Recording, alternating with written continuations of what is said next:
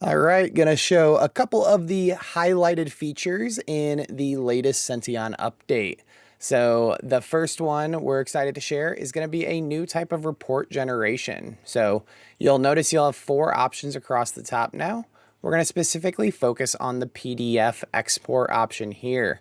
So you can choose your tenant, keep it at that health and compliance report type. Of course, you can always white label if you'd like with your company name. And we do have custom options if that's needed, but for purposes of this, we're just going to go ahead and hit generate. This will populate a download so that we can open up the PDF.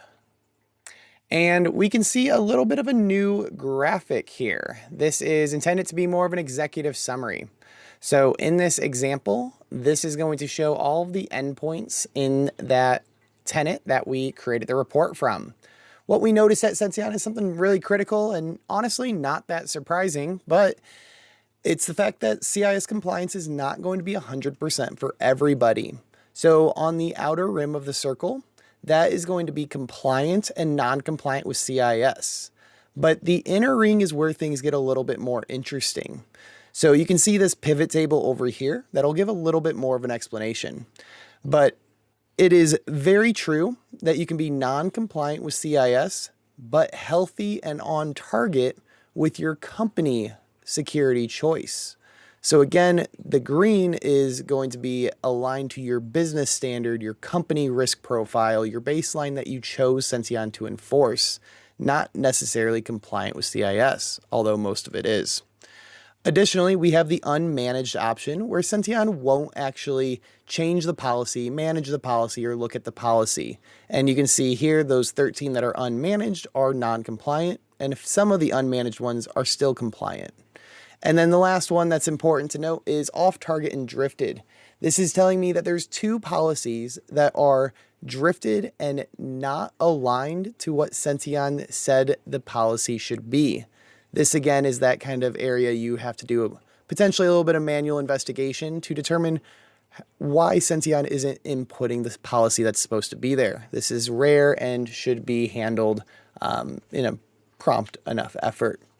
Scrolling on down, we can see a breakdown of the per machine. As you can see, I put each of these machines into different groups so they'd all have slightly different results. And you can see here their own individual pivot tables, if you will. So that is a really good executive summary to overview this. The other feature I want to show off is going to be one that was requested quite a bit, but it lives in our settings. So as a reminder, we can include annotations anytime you have a policy that is managed or unmanaged or compliant or non-compliant, but now we can enforce the annotation to be written.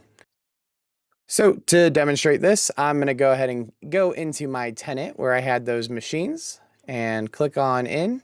I'll head to my baselines and I'm going to make a new modification. So going to tier 1, I'll hit this drop down and hit edit.